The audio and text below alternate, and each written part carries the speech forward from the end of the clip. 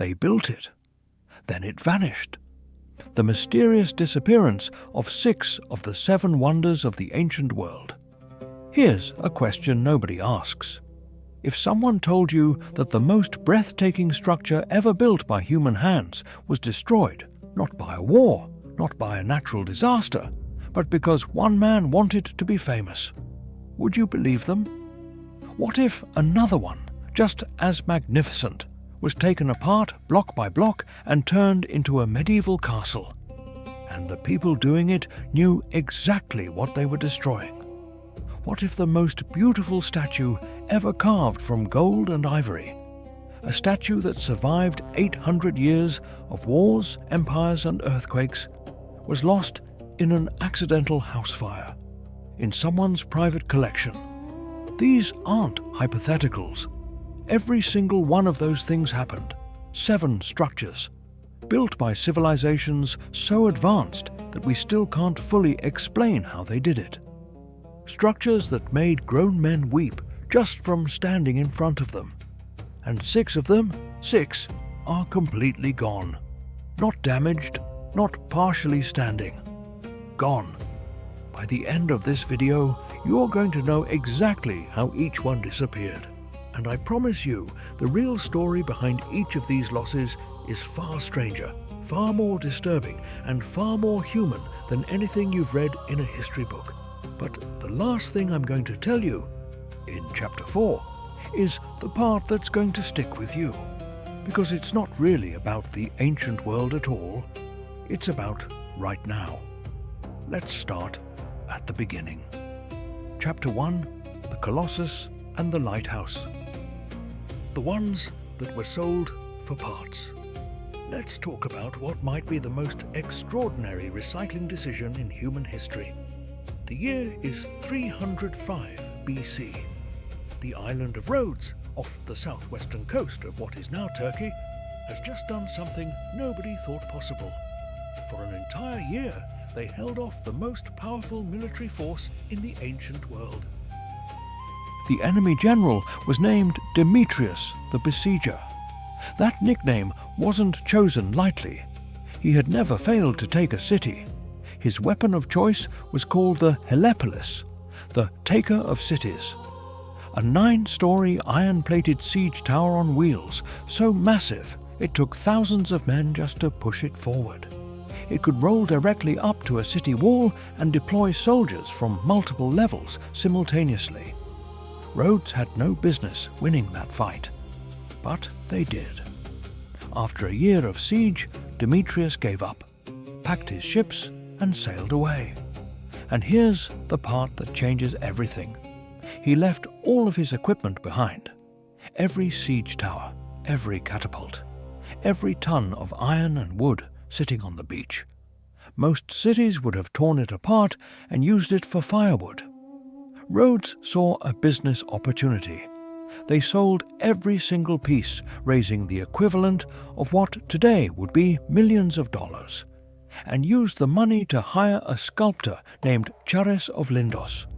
The assignment: build a statue of their sun god Helios so large, so overwhelming, that anyone approaching the island by sea would understand immediately that these people were not to be messed with. The original plan called for a 60-foot statue. Reasonable, impressive. Then someone said, why not make it twice as big? Charis said yes. And here's the math problem he didn't fully think through. Doubling the height of a statue doesn't double the material required. It multiplies it by 8. The internal iron skeleton alone would have weighed hundreds of tons. This one miscalculation would eventually ruin him. But we'll get to that. Construction began in 292 BC and took 12 years.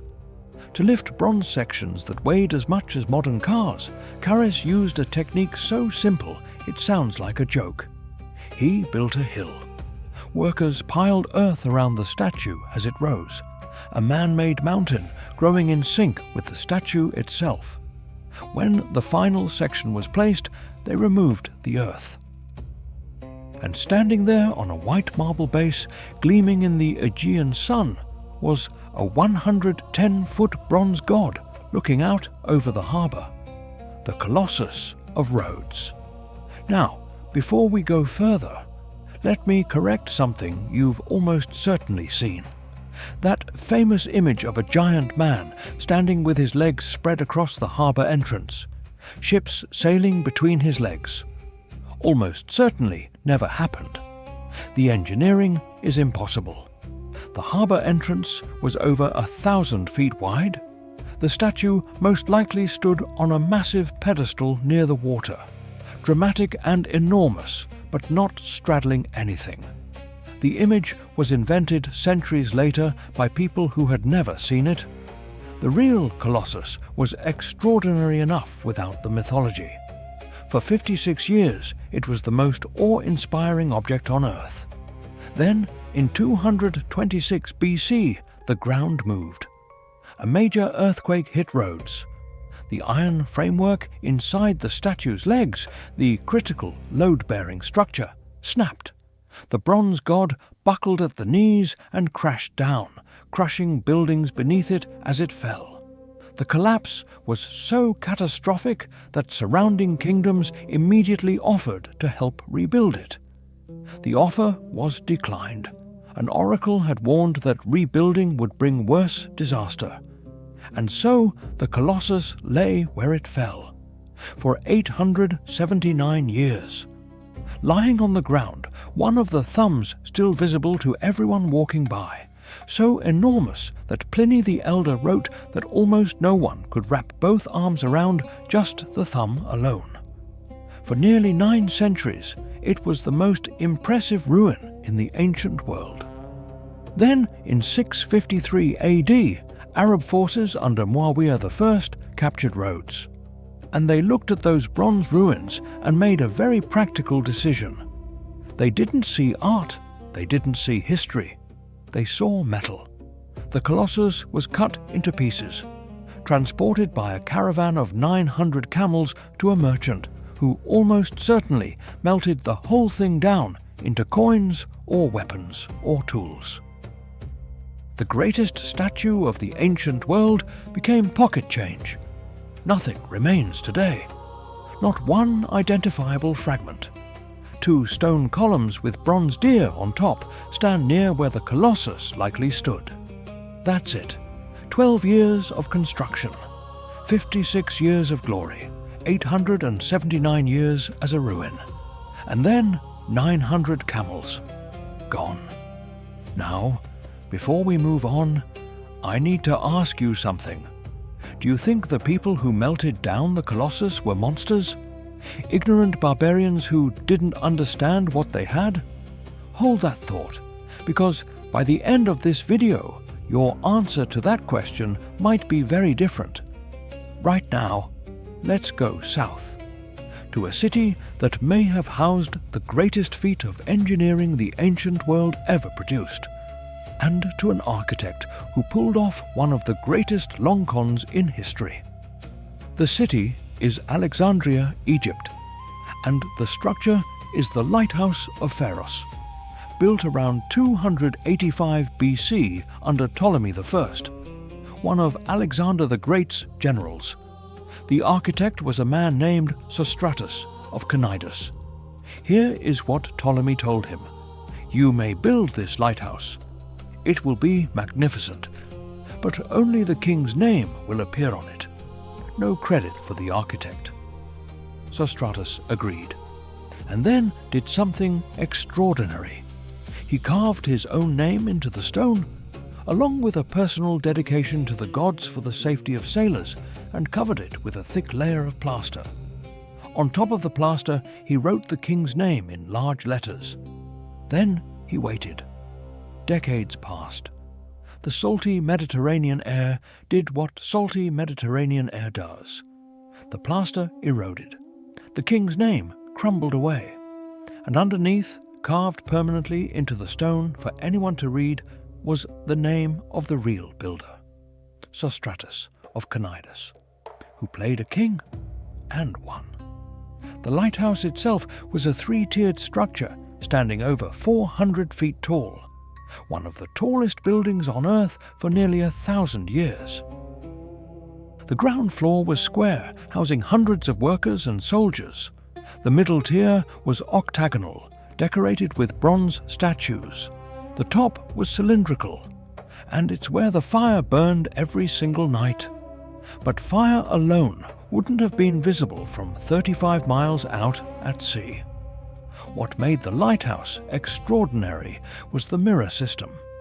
Greek engineers built and installed a series of enormous polished bronze mirrors that captured the flame and focused it into a beam, projecting it outward across the Mediterranean like a searchlight. During the day, a permanent column of smoke rising from the summit did the same job. Ships from across the ancient world navigated by this structure. To keep the fire burning, donkeys walked up a wide internal spiral ramp, wide enough for animals to climb all the way to the top, carrying fuel on their backs, around the clock every day for over 1,000 years. Think about that. 1,000 years of continuous operation. It survived the fall of the Ptolemies. It survived Roman conquest. It survived the Arab conquest of Egypt in 641 AD. It was simply too useful to anyone who controlled the harbour to ever consider destroying it. What it couldn't survive was this: a story about buried treasure. Here's what ancient sources tell us.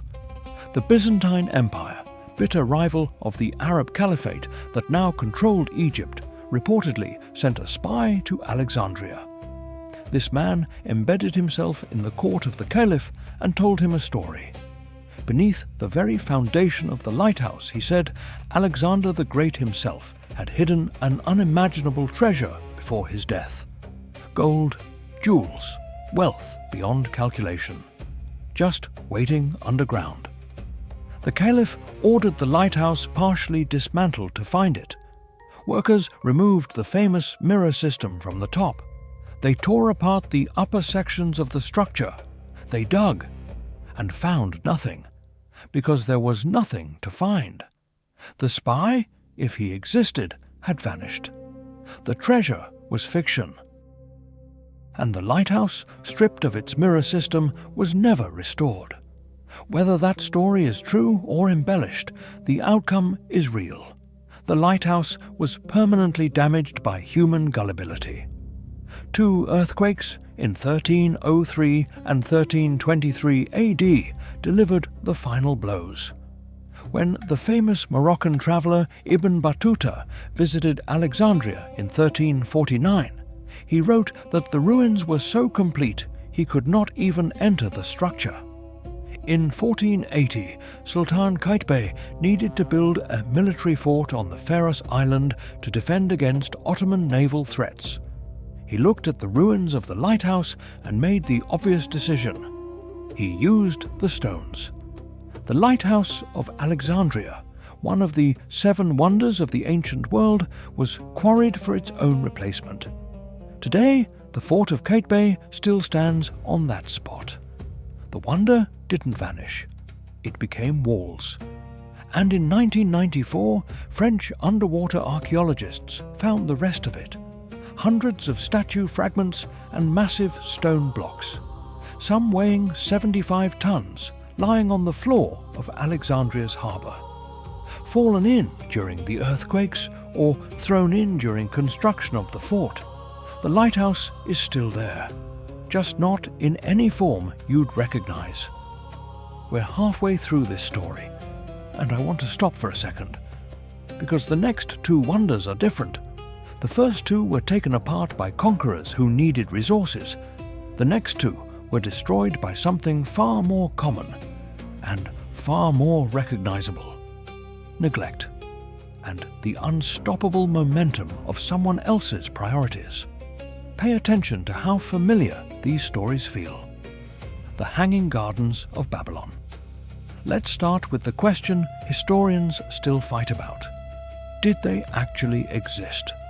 Every other wonder on this list has physical evidence: ruins, confirmed sites, fragments underwater. the Hanging Gardens have essentially none. No Babylonian inscription from the period mentions them. No record from King Nebuchadnezzar II, the ruler supposedly behind them, references any hanging garden whatsoever.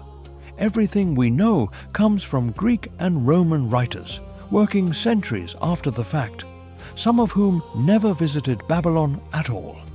So why is it on the list? Because the descriptions are too specific to be pure fantasy. The ancient writers weren't just saying there was a beautiful garden. They were describing engineering, load-bearing stone vaults, waterproofed terrace layers, mechanical irrigation systems, measurements, construction details. You don't invent that kind of specificity. Here's the story as they told it. Nebuchadnezzar II ruled Babylon around 600 BC, one of the most powerful kings in the ancient Near East. He conquered Jerusalem. He built defensive walls so wide that 2 chariots could race side by side on top. He was not a man who thought small. And he had a wife, Queen Amytis, who came from Media. Green, mountainous, rain-soaked Media, what is now northwestern Iran. Babylon was none of those things. Babylon was flat. Babylon was dusty. Babylon was the ancient equivalent of moving from Vermont to Phoenix, and never being okay with it. So the king built her a mountain, not a real one. A tiered structure. 4 levels, each planted with trees and flowering plants brought from across the known world. Waterfalls cascading between terraces. The whole thing rising high enough above the flat Mesopotamian plain that from a distance travelers would see what looked like a floating forest. Green canopies hanging in the air above the desert city. That's where the name comes from. Not hanging as in suspended by ropes. Hanging from the Greek word for overhanging, terraces jutting out beyond the levels below. The engineering, as described, was extraordinary.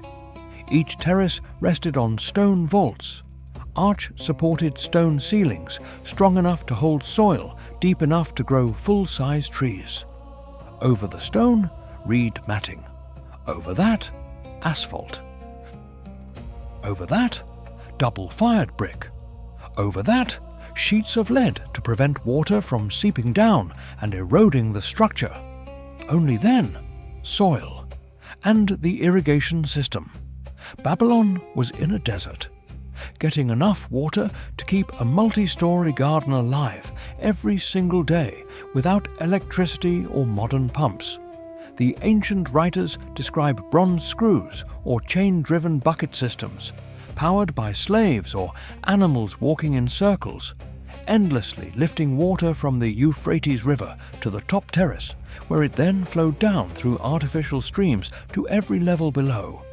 If accurate, this was the first large-scale mechanical irrigation system in recorded history, built not for crops, not for survival, for a homesick queen. When Alexander the Great conquered Babylon in 331 BC, he was reportedly so captivated by the city, and by the gardens specifically, that he made it his capital. Legend says he spent his final days resting in the shade of those terraces, surrounded by the scent of plants from countries he had conquered, before dying at age 32. And then the maintenance stopped. After Alexander's death, Babylon declined, politically irrelevant, underfunded, depopulated. The complex hydraulic system that kept the gardens alive needed constant human attention, constant labor, constant resources, constant someone whose job it was to care. Nobody's job was to care anymore. The trees died first. Without root systems, the soil eroded. Seasonal flooding from the Euphrates undermined the foundations. And unlike Egyptian pyramids, built from stone, the Babylonian structure was built from mud brick, which, without maintenance, doesn't become rubble. It becomes mud, and mud becomes indistinguishable from the ground around it. By the time Roman geographer Strabo was writing, he described only vague arched ruins and empty terraces. A century later, nothing. Here's the most provocative modern theory about where the gardens actually were. Not in Babylon at all. Scholar Stephanie Daly has argued, based on Assyrian texts, that the gardens were built in Nineveh, further north, by the Assyrian king Sennacherib, about a century before Nebuchadnezzar. Greek historians, unfamiliar with Assyrian geography, may have simply attached the story to Babylon, the Mesopotamian city they actually knew. If that's true, then the most romantic wonder on the list, a king building a paradise for his homesick queen, may have the wrong king, the wrong queen, and the wrong city. Preserved for 2,600 years as a case of ancient mistaken identity. Either way, no confirmed fragment has ever been found. No wall, no irrigation channel, nothing definitively linked to any structure matching the descriptions. The most poetic wonder in history left no trace at all. Now we get to the one with the villain whose name became a word.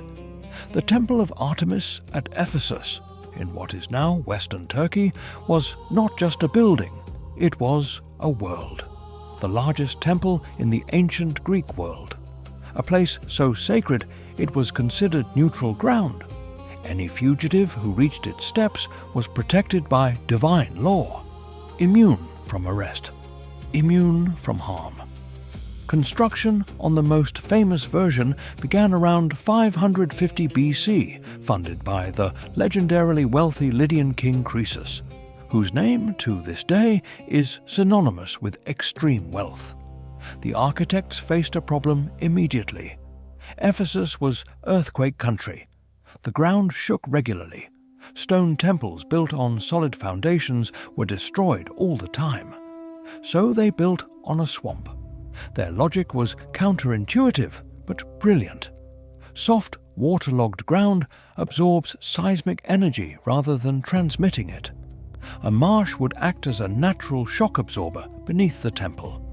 They dug a massive pit, filled it with layers of charcoal and sheepskin wool, a flexible, compressible base, and laid their marble blocks on top. It worked.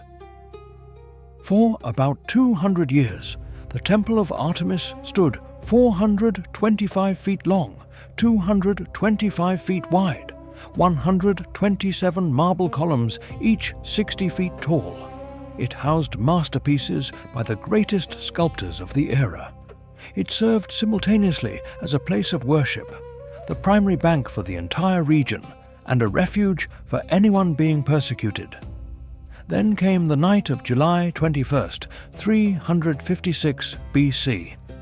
A man named Herostratus walked into the temple. He was not important, he held no political power, he commanded no army. He was, by all accounts, a completely ordinary person, with one extraordinary obsession. He wanted to be remembered, forever, at any cost. He set fire to the wooden ceiling supports. The greatest temple in the Greek world burned from within. Marble cracked from the heat. Sculptures melted or shattered. Decades of accumulated treasure. Gold offerings, sacred objects, irreplaceable artworks, gone in hours. The people of Ephesus made a decision that backfired spectacularly. They declared that Herostratus' name was never to be spoken again. The punishment for even mentioning him was death. You can see how well that worked out. We are still saying his name, 2,400 years later. Herostratus is now a word in multiple languages, meaning someone who achieves fame through destruction. He wanted immortality through infamy. He got it. Completely. There's a legend you've probably heard, that the night the temple burned, Alexander the Great was born in Macedonia. The goddess Artemis, the story goes, was too busy attending his birth to protect her own temple. Alexander grew up, conquered the region, and offered to pay for the temple's complete reconstruction, on one condition. His name had to appear on the facade. The people of Ephesus declined. Their diplomatic excuse was perfect. It would be inappropriate, they said, for one god to dedicate a temple to another god. The temple was rebuilt entirely on public funds. Completed by 323 BC, it rose even grander than before, elevated on a higher platform, more ornate, more magnificent. It survived for nearly 6 more centuries. Then the Roman Empire began to fracture. Gothic raiders looted the temple in 263 AD, and in 391 AD, Emperor Theodosius I banned all pagan worship. The temple was officially closed. The priests were gone. The sacred fires went out. What happened next is completely predictable and completely devastating. Without worshippers, without funding, without anyone who considered it sacred, the temple became a quarry. Marble slabs were shipped to Constantinople for the Hagia Sophia. Remaining columns were burned for lime, a cheap construction material. The swamp that had saved the temple from earthquakes slowly reclaimed the foundation. River silt buried it inch by inch. By the 19th century, the site was a muddy field, nothing visible above ground. In 1869, British archaeologist John Wood found the foundation, after years of failed searches, buried under 20 feet of soil. Today, one reconstructed column stands at the site. Storks have built a nest on top of it. That is what remains of what was once called the most magnificent building in the Greek world. One column, some storks. A field. The next 2 wonders were not destroyed by fire or earthquake or neglect. They were dismantled, deliberately, by people who knew exactly what they were taking apart, and made a rational decision that something else mattered more. The first is a story about grief so extreme it altered the English language permanently. The second is about the greatest artwork ever made, and how it ended up in a private collection where it burned in an accident. Let's start with the tomb. Mausoleum was the ruler of Caria, southwestern Turkey, in the 4th century BC. He was wealthy, ambitious, and deeply, uncomfortably aware of his own mortality. While still alive, he began designing his own tomb. Not a burial chamber, not a monument, a statement. He died in 353 BC before it was finished. His wife and sister, Queen Artemisia, took over the project. Ancient writers describe her grief as consuming. She reportedly mixed his ashes with her drinking water. She redirected the entire treasury of the kingdom toward finishing his monument. She hired the 4 greatest Greek sculptors of the age, one for each side of the building. She brought in the best architects. She spent everything. The result was called the Mausoleum at Halicarnassus, and it permanently changed the English language. Every large, elaborate tomb built since, from Grant's tomb in New York to Lenin's mausoleum in Moscow, is called a mausoleum because of this one structure.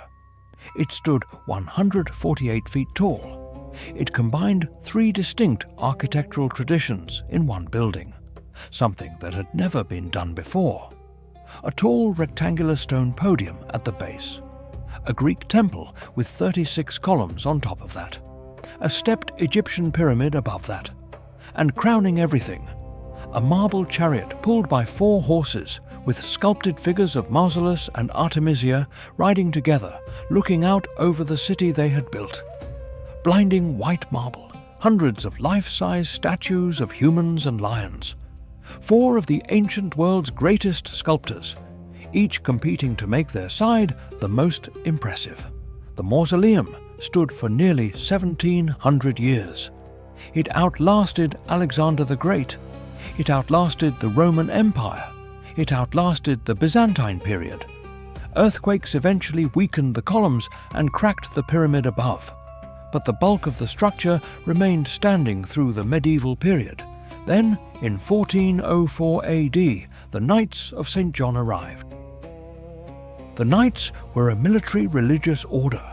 They controlled the island of Rhodes and were building a coastal castle to defend against Ottoman Turkish forces. They needed stone, good pre-cut stone. And right there, conveniently, sat 1,700 years of already quarried marble.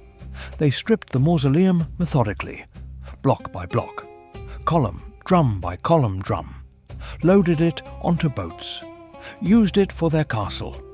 But here's the moment that defines this entire story.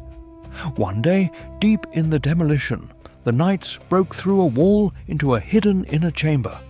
Inside was a sarcophagus of extraordinary beauty, the burial chamber of Mausolus himself, intact after 1,700 years. The lid was decorated with carvings so detailed the workers stopped cold. The knights sealed the entrance, stopped work for the day, and went back to their camp. To report the find, to figure out what to do, to get proper authorities involved. They came back the next morning. The chamber had been broken into overnight. The sarcophagus was empty. Whatever gold and treasure accompanied a king of that stature, gone. Local pirates or opportunists had been watching the excavation, followed the knights back that night, and cleaned out the tomb. The knights resumed dismantling.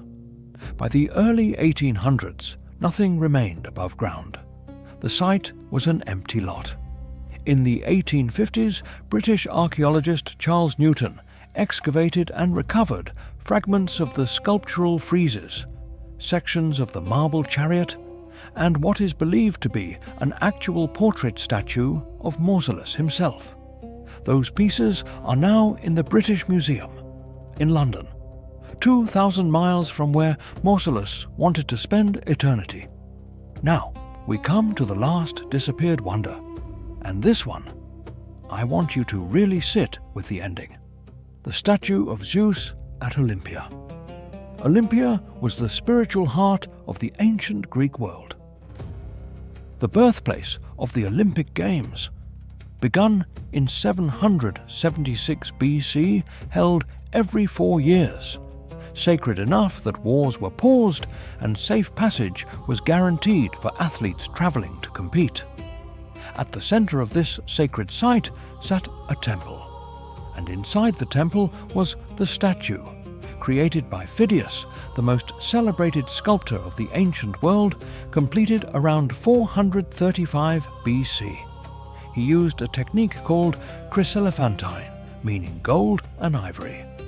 A cedar wood skeleton at the core, carved elephant ivory plates for every inch of exposed skin, hammered sheets of pure gold for the robes, the sandals, the throne decorations. Imagine spending years carving the texture of a god's skin from actual elephant tusks. Zeus sat on a massive cedar throne inlaid with gold, ebony, and precious stones. He held the goddess Nike, Victory, in his right hand, a scepter topped with an eagle in his left. His eyes were gemstones. His hair was a wreath of hammered gold olive leaves. The statue stood 40 feet tall inside the temple.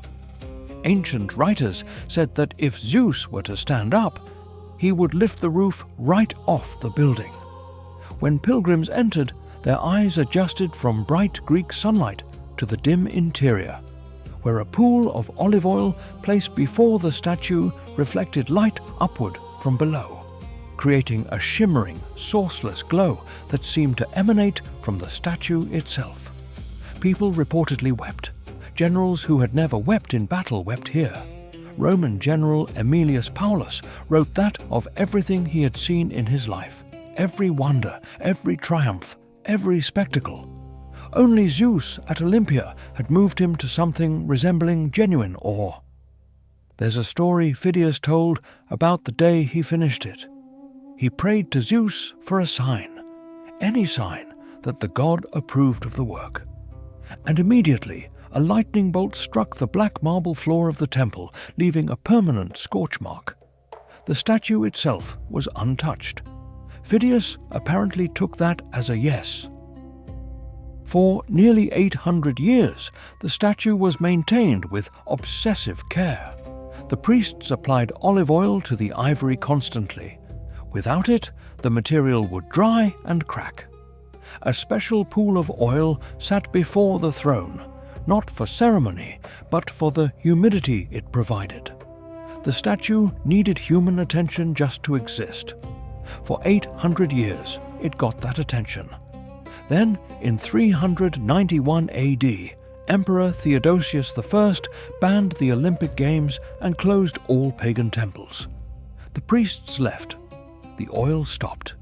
The Games, held for over 1,000 years without interruption, ended permanently. The statue survived the immediate shutdown. Then, around 408 AD, a decision was made to move it. A wealthy Byzantine official named Lausus was assembling a private collection of the ancient world's greatest artworks in his palace in Constantinople. The statue was disassembled, shipped north by sea, and reassembled in the Lausus Palace, alongside other rescued masterpieces. For a few more decades, it stood there, in a private home, the greatest sculpture in human history, in someone's living room. Then, in 475 AD, a fire broke out in Constantinople. Not a small fire, a city-consuming conflagration that destroyed entire districts. The Lausus Palace burned completely. The cedar skeleton of Zeus ignited immediately. The gold melted. The ivory, ancient and dry by now despite centuries of care, turned to ash in minutes. Gone. Not in a war, not in an earthquake, in a house fire. Nothing remains. Not a sliver of ivory. Not a drop of gold. Not a splinter of the throne. We know what it looked like only because ancient writers described it in exhaustive detail, and because its image, tiny and imprecise, appears on ancient coins from the region. The temple itself was destroyed by earthquakes in the 6th century. Its massive column drums lie exactly where they fell 1,500 years ago. Too heavy to move, too scattered to restore, left where they landed. 6 wonders. 6 disappearances. One burned in a single, deliberate night of arson by a man who just wanted to be remembered. One was melted down and hauled away by 900 camels. One became a medieval castle. One dissolved back into the desert it was raised from. One was stripped for a cathedral.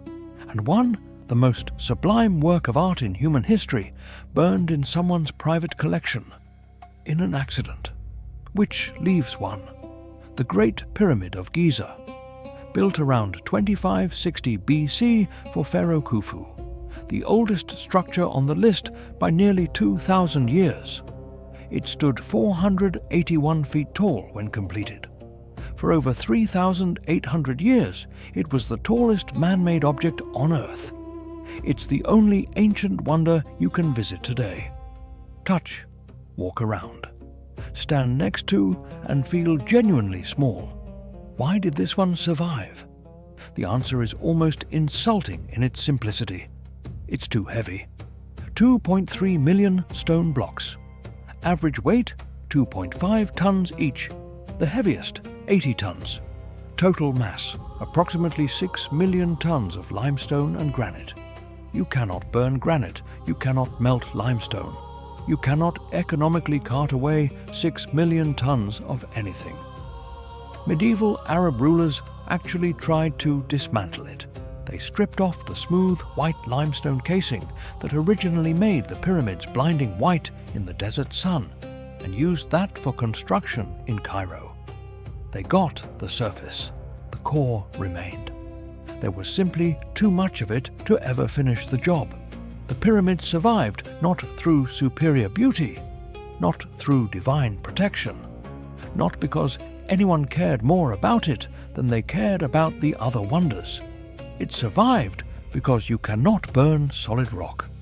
Now, here's the part I promised you, the part that's about right now.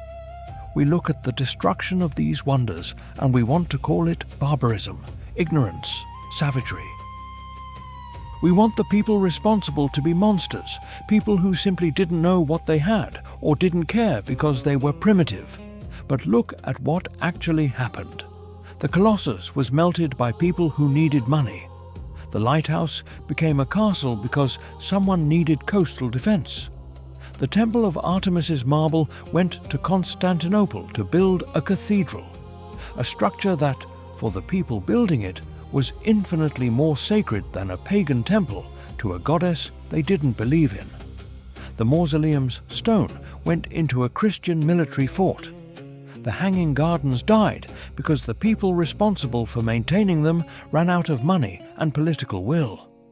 In almost every single case, the people who destroyed these wonders were not ignorant. They knew what they had. They just decided something else mattered more. That is not barbarism. That is a completely recognizable human decision. The kind made every day, right now, in the world you live in. How many irreplaceable buildings in your city have been demolished for a parking structure or a condo tower? How many languages are dying right now because teaching them isn't considered economically useful? How many ecosystems are being dismantled? Not by ignorance, but by people who understand exactly what they're doing and have decided that something else is worth more. The ancient wonders didn't die because ancient people were worse than us. They died because ancient people were exactly like us. There's one last thing I want you to sit with. Every single one of these structures, every one, was built to last forever. The kings who commissioned them believed it. The architects who designed them believed it. The thousands of laborers who cut the stone and cast the bronze and carved the ivory believed they were making something permanent, something that would outlast every empire, every religion, every catastrophe. None of them were right, except the one that was simply too heavy to remove. But here's what actually did survive. Not the bronze, not the gold, not the ivory or the marble or the mirrors, the stories. We know about Chares and the mathematical miscalculation that nearly broke him. We know about Sostratus and his name carved beneath a layer of plaster, waiting patiently for the sea air to do its work. We know about the queen who drank her husband's ashes. We know about the lightning bolt that Phidias took as divine approval. We know about Herostratus, which is exactly what he wanted, and perhaps the most uncomfortable truth of all. Those stories have survived every earthquake, every conquest, every fire, every recycling decision. They've outlasted the empires that built these structures, outlasted the religions that sanctified them, outlasted the languages they were first recorded in. Maybe that's what was actually being built underneath all that marble and bronze and gold.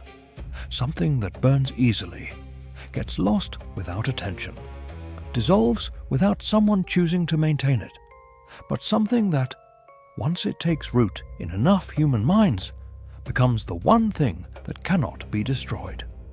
Memory. The wonders of the ancient world are gone. The stories about them are not.